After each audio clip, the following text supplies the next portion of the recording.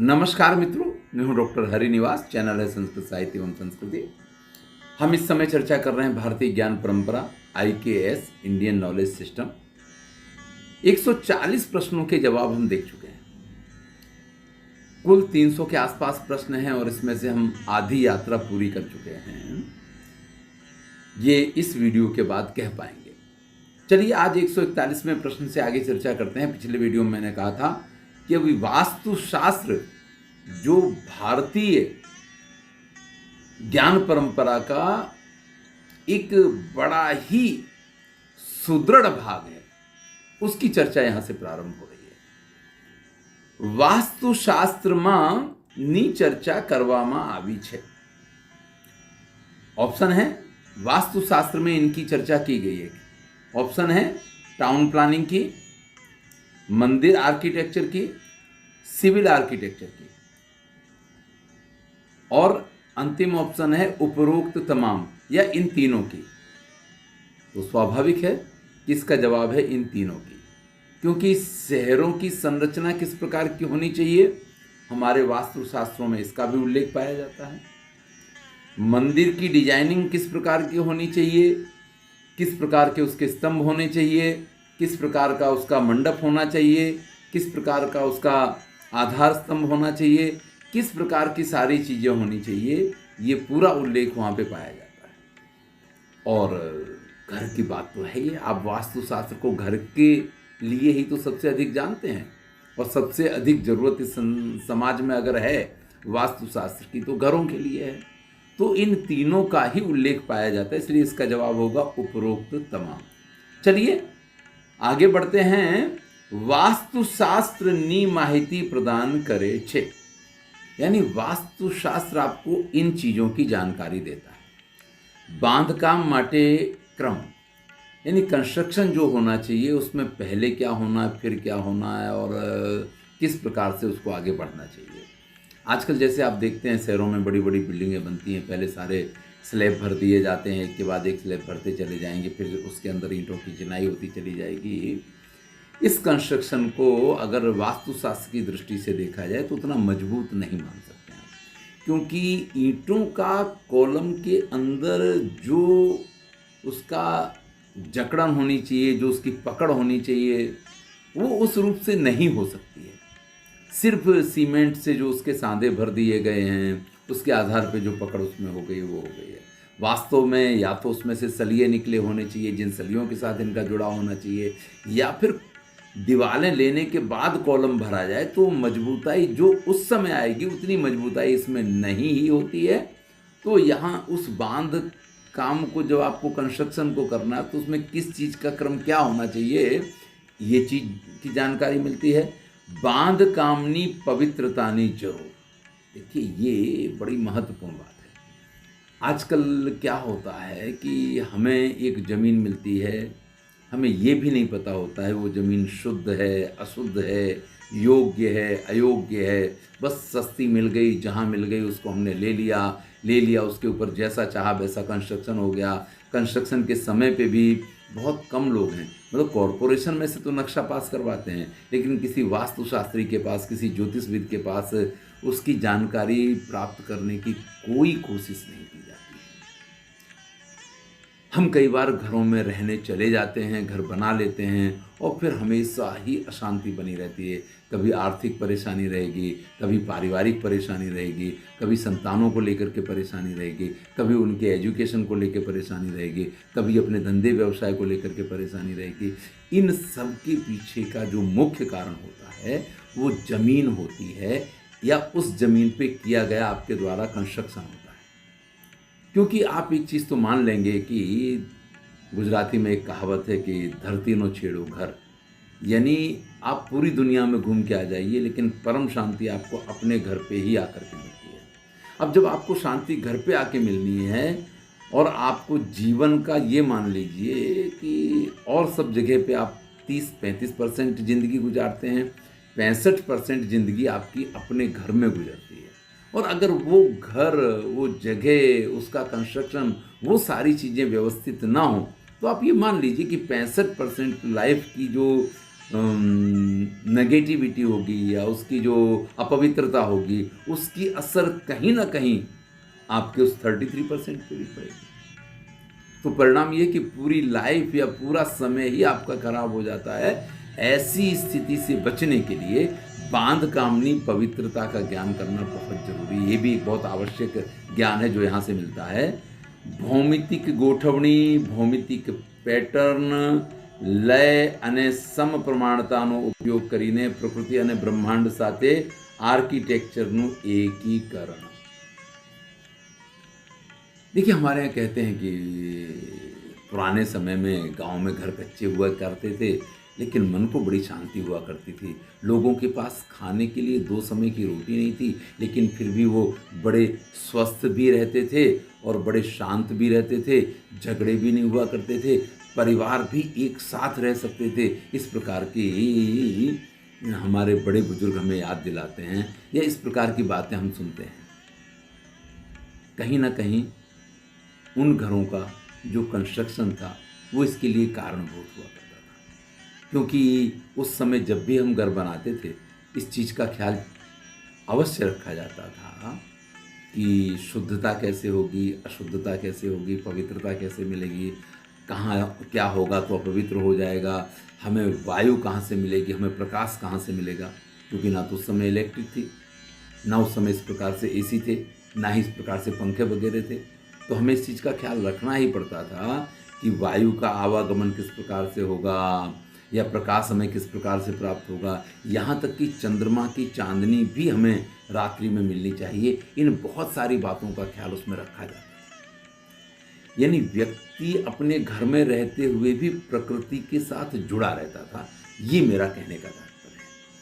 आप आजकल जिन घरों में रहते हैं, आजकल जो घर बनाए जाते हैं, अटैच बाथरूम तो हो गए, यानी हमारे बेडरूम के साथ बाथरूम जुड़ा हुआ होगा, लेकिन उस बाथरूम के साथ और जो व्यवस्थाएं चाहिए वो नहीं होती उस तरीके से। इसका मतलब यह है कि आपका संपूर्ण जो रहन सहन है वही अशुद्ध हो गया, वही अपवित्र हो गया। या तो आप ये समझ लीजिए कि बाथरूम के साथ में इस प्रकार की सुविधाएं कीजिए जिससे जिन चीज़ों को शुद्धता और पवित्रता कहा जाता है उन चीज़ों का पूरा पूरा ख्याल हो। कई बार बाथरूम बने होते हैं या टॉयलेट बने होते हैं और उसमें से बाहर हवा निकलने के लिए कोई विंडो, कोई वेंटिलेशन नहीं होता है। इसलिए क्या किया जाता है कि जो दरवाज़ा आपके रूम में खुलता है उसी दरवाजे में एक वेंटिलेशन लगा दिया जाता है। तो ये बहुत सारी ऐसी चीज़ें हैं जो वास्तुशास्त्र से संबंधित हैं। अगर आपको इन सभी चीज़ों को जानना है तो यहाँ लिखा है, इसका जवाब है उपरोक्त तमाम। ये सारी जानकारियाँ आपको वास्तुशास्त्र के द्वारा जानने को मिलेंगी।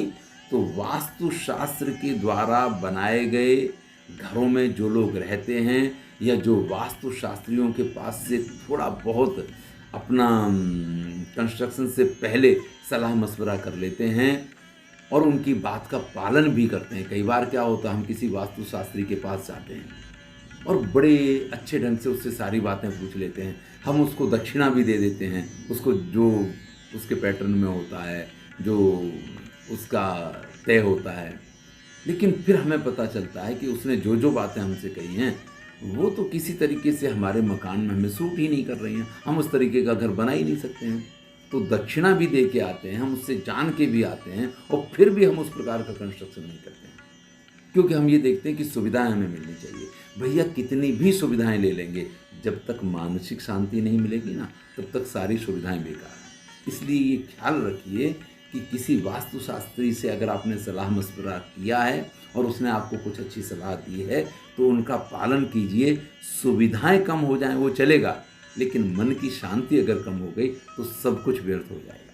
आगे बढ़ते हैं। अगला प्रश्न है, ए आर्किटेक्चर अने आइकोनोग्राफी परनो ग्रंथ छे, काश्यप शिल्प शास्त्र। इसमें आर्किटेक्चर और आइकोनोग्राफी से संबंधित बहुत सारी जानकारियां हैं। तो इसका जवाब है काश्यप शिल्प शास्त्र। आगे चर्चा करते हैं कि ग्रंथ में सामान्य रस्ताओं, पाणीना स्रोतो, गाम अने नगर आयोजन विषे चर्चा करवामां आवी छे। इसका जवाब है नारद शिल्प शास्त्र। देखिए, एक नगर की संरचना में मैंने पिछले वीडियो में भी थोड़ी बात की थी कि बहुत सारी ऐसी चीज़ें हैं जिनका ध्यान रखना बहुत आवश्यक होता है। नहीं तो बरसात में उस नगर में जल भर जाएगा, उसके जो पानी के स्रोत हैं वो सूख जाएंगे, और जो पानी के स्रोत हैं वो हमारे लिए उपयोगी की जगह परेशानी करने वाले हो जाएंगे। मैं कई बार काफ़ी समय तक बड़ौदा में रहा हूँ और वहाँ से परिचित हूँ। तो वहाँ एक सूखी नाम की नदी हुआ करती थी। वो नदी का नाम ही है सूखी नदी, तो वो सूखी ही हुआ करती थी। आजकल वहाँ पे पूरी बिल्डिंगें बन गई हैं, वो नदी का कुछ रह ही नहीं गया। आप ये सोचिए कि नाला जितनी भी जगह उसके पास नहीं बची है।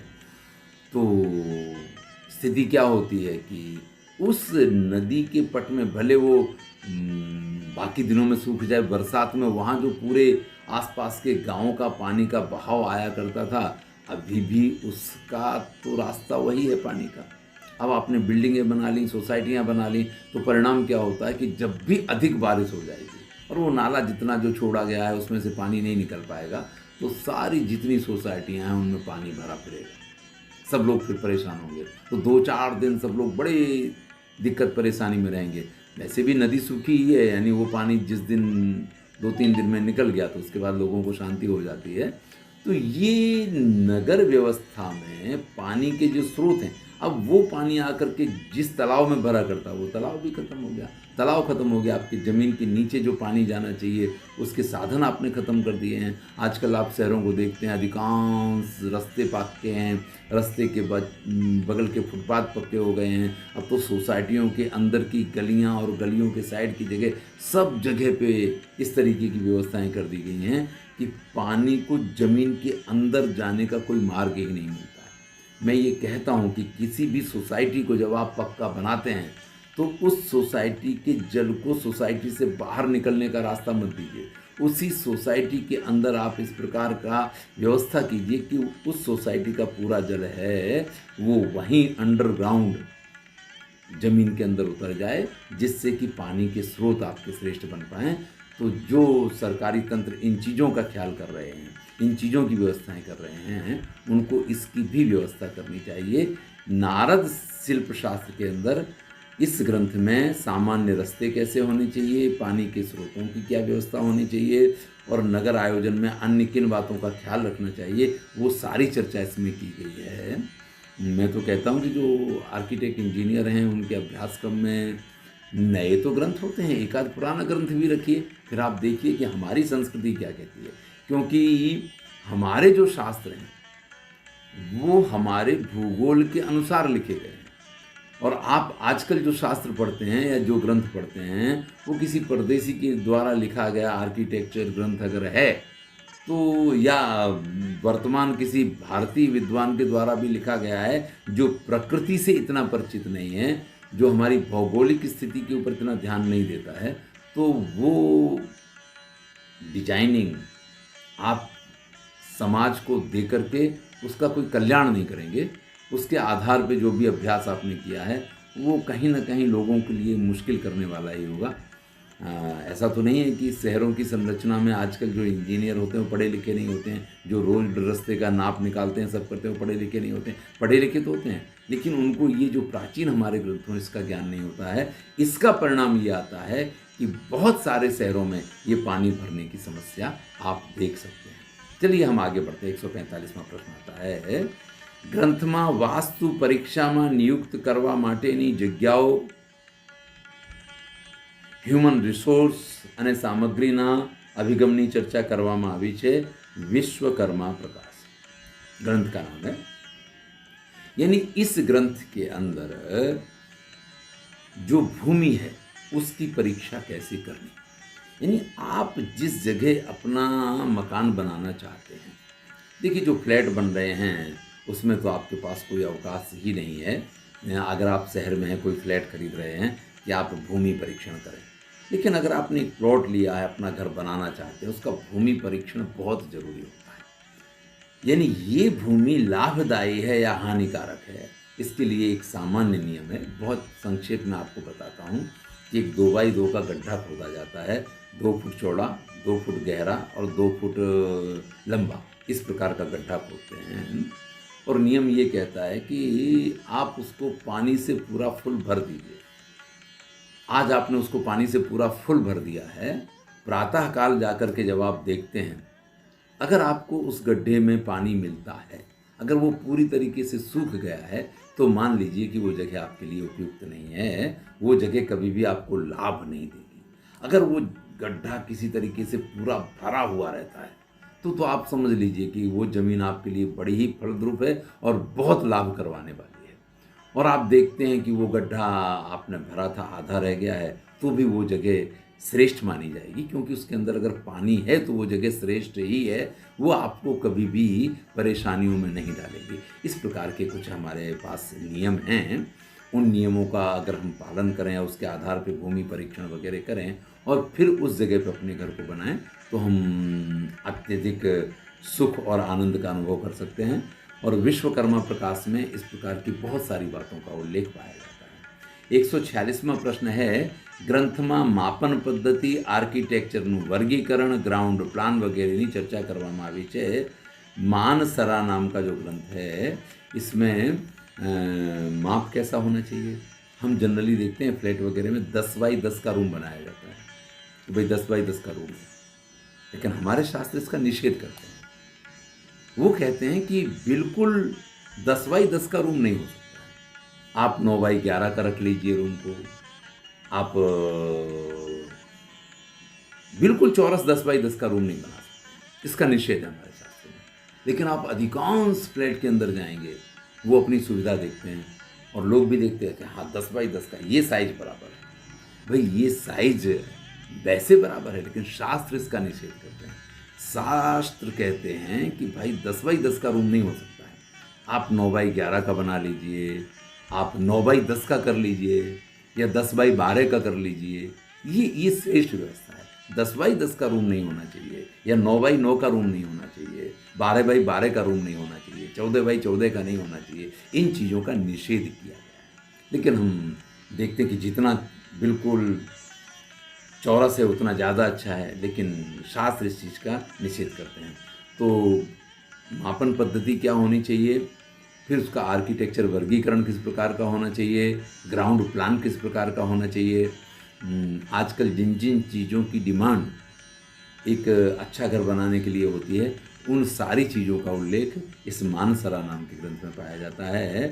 स्थापत्य कलामा ઓછી ગીચતા સાથે 90 ડિગ્રી પર એકબીજાને પાર કરતી શેરીઓ समांतर समूह, यहाँ ऑप्शन जो दिए उसमें से दंडका इसका जवाब दंडका तरीके ओळखाय છે। यानी 90 डिग्री पे जो रास्ते एक दूसरे को काटते हैं, अब 90 डिग्री तो आपको पता है, तो 90 डिग्री पे जो रास्ते एक दूसरे को काटते हैं और जहाँ बहुत अधिक भरचक ना हो, यानी बहुत ज़्यादा गीच जिसको कहते हैं कि भरा पूरा, इस प्रकार का विस्तार ना हो, इस प्रकार की गलियों की संरचना को दंडका कहा गया है। यानी एक शहर की गलियां बननी है, रास्ते बनने हैं, तो किस प्रकार के बनने चाहिए, तो 90 डिग्री पे वो एक दूसरे को काटते हुए होने चाहिए। उसमें जो घरों की व्यवस्था होनी चाहिए वो इस प्रकार से नहीं हो कि वो पूरा रोड ढक जाए, या इस प्रकार से भी ना हो कि उनमें घरों में एक दूसरे के हवा वगैरह का उसको साधन ही ना मिले। तो इस प्रकार की जो व्यवस्था है उसको दंडका कहा जाता है।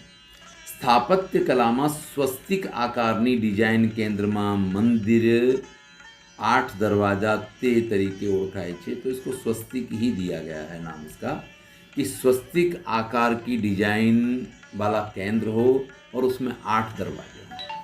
इस प्रकार की डिजाइन अगर कोई तैयार की जाती है स्थापत्य में, उसको स्वस्तिक डिजाइन के नाम से ही जाना जाता है।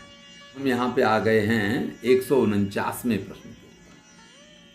स्थापत्य कलाમાં ચેસ બોર્ડ જેવા રસ્તાઓની સિસ્ટમ જે 4, 9 અથવા 16 બોર્ડમાં વિભાજિત હોય છે તે તરીકે ઓળખાય છે।